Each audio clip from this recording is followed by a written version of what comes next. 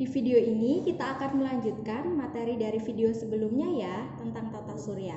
Di video ini kita akan membahas tentang matahari, bulan, dan pergerakannya. Yang pertama, matahari. Matahari adalah bintang yang berupa bola gas panas dan bercahaya yang merupakan pusat dari tata surya. Bagian-bagian dari matahari, dari yang paling dalam ada inti atau core, zona radiasi, zona proses aliran energi, fotosfer, kromosfer, dan yang paling luar adalah korona. Ukuran diameter matahari adalah 1.373.400 km. Jari-jarinya 6,87 kali 10 pangkat 5 km. Volumenya 1,358 kali 10 pangkat 27 km persegi. Luas permukaannya 5,93 kali 10 pangkat 12 km persegi.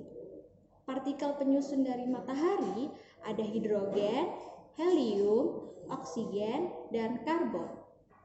Gangguan-gangguan pada matahari ada gumpalan fotosfer atau granulasi, bintik matahari atau sunspot, lidah api, prominensa, badai matahari, dan letupan.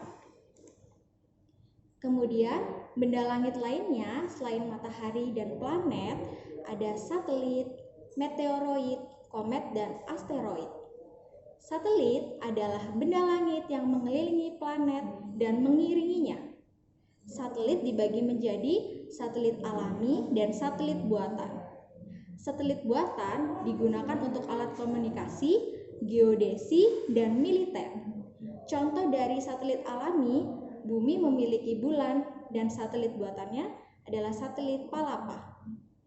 Meteoroid adalah potongan batu yang bergerak di luar angkasa.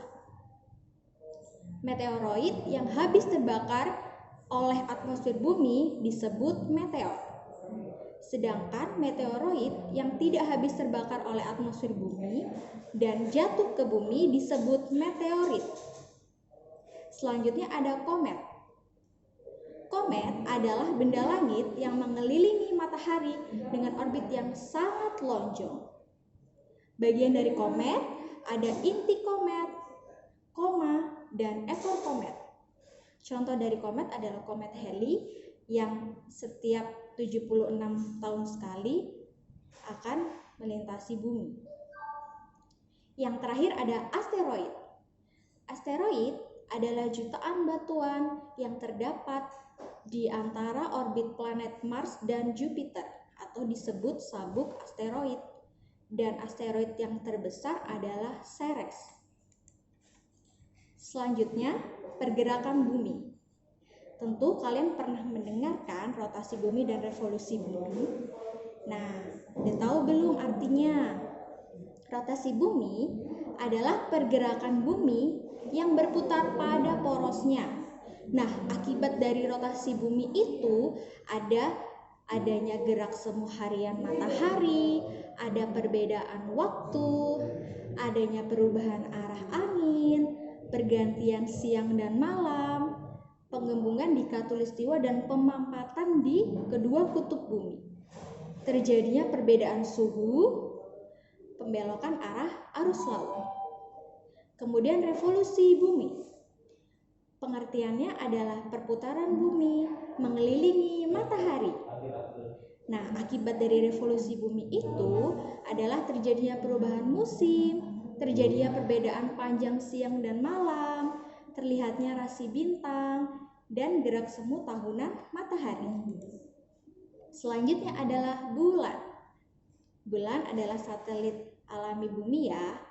Dia melakukan 3 gerakan. Yang pertama adalah berputar pada porosnya atau rotasi. Yang kedua revolusi bumi, revolusi mengelilingi bumi. Dan yang ketiga adalah bumi mengitari matahari. Nah, akibat dari gerakan bulan itu, rupa bulan yang menghadap ke bumi itu selalu sama, yaitu hanya separuh muka bulan. Fase-fase bulan itu bisa dilihat ya. Yang pertama, yang A, yaitu bulan baru. Jadi bentuknya masih sempurna. Kemudian dia akan ke fase B yaitu bulan sabit, kemudian ke C bulan setengah, kemudian ke D bulan cembung, ke E bulan purnama, bulan sempurna juga, terus fase bulan cembung lagi, kemudian fase bulan setengah G, dan H adalah fase bulan sabit sebelum nanti akan berganti lagi ke bulan yang baru. Gitu. Selanjutnya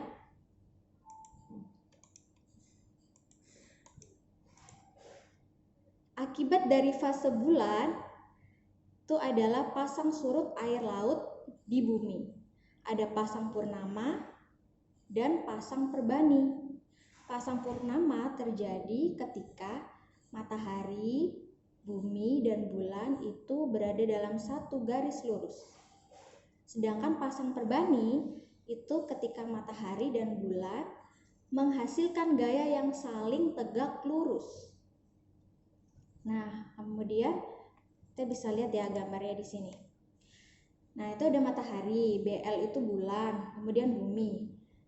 Nah, letak dari pasang purnama itu dia tadi kan garis lurus ya. Garis lurus antara matahari, bulan, dan bumi. Jadi dia bisa terletak di antara matahari dan bumi atau di setelah bumi. Gitu. Jadi harus lurus. Kemudian kalau pasang perbani itu dia letaknya kan tadi membentuk tegak lurus. Jadi letaknya itu di atas bumi atau di bawah bumi bulannya. Seperti itu. Selanjutnya adalah pergerakan dari bulan. Itu ada gerhana matahari, gerhana bulan, dan akan menghasilkan bayangan. Gerhana matahari itu ketika posisi matahari yang di antara bumi itu ada bulan. Jadi matahari, bulan, bumi itu lurus, itu akan menghasilkan terjadinya gerhana matahari. Sedangkan gerhana bulan itu matahari, bumi yang di tengah, baru bulan. Atau kita bisa singkat mamilan. Jadi gerhana bulan-bulan dan mamilan gitu. Jadi nanti hafalinnya yang gerhana bulan aja. Jadi gerhana matahari otomatis kebalikan dari gerhana bulan gitu.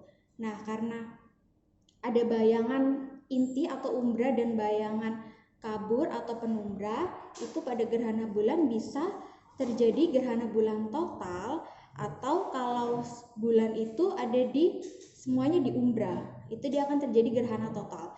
Tapi kalau dia di umbra dan penumbra, itu bisa terjadi gerhana bulan sebagian. Nah, ini adalah latihan soalnya ya. Yang pertama adalah yang bukan merupakan bagian dari matahari adalah A. Korona, B. fotosfer, C. inti matahari, dan D. bintik matahari. Ayo, apa jawabannya? Betul, yang bukan adalah D. bintik matahari. Selanjutnya, meteoroid yang habis terbakar oleh atmosfer bumi adalah A. asteroid, B. komet, C. meteor, D. meteorit. Ayo, apa? Tadi kita barusan bahas kan? Ya, jawabannya C. meteor.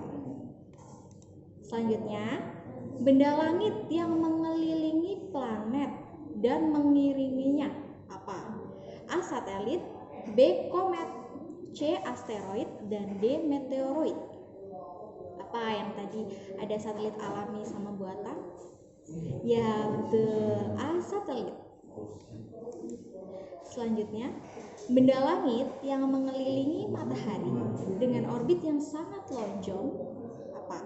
A. asteroid, B. komet, C. satelit, dan D. meteoroid. Yang orbitnya sangat lonjong apa? Ya, betul, komet. Selanjutnya, perputaran bumi mengelilingi matahari adalah apa? A. revolusi bumi, B. rotasi bumi, B. fase bulan, C. rotasi bumi, dan D. pergerakan bulan. Oke, apa jawabannya? Ya, betul, revolusi bumi. Selanjutnya, yang menyebabkan pergantian siang dan malam di bumi adalah apa? Ada rotasi, revolusi, gerhana, orbit. Ya, betul, rotasi. Nah, soal yang terakhir, gerhana matahari akan terjadi jika bulan berada pada posisi yang mana? Tuh ada 1, 2, 3, dan 4. Gimana? Kalau gerhana bulan kan mamilan, berarti buminya di tengah. Tapi kalau gerhana matahari, gimana? Berarti bulannya yang di tengah, berarti di nomor 1 atau D. Betul. Oke. Gimana materi kali ini? Kalian udah pasti paham dong? Kalau masih ada pertanyaan, bisa tulis di kolom komentar di bawah ya. Sekian dulu video pembelajaran kali ini. Jangan lupa like dan share ke teman-teman kalian, dan jangan lupa subscribe. Salam generasi smart. Bye.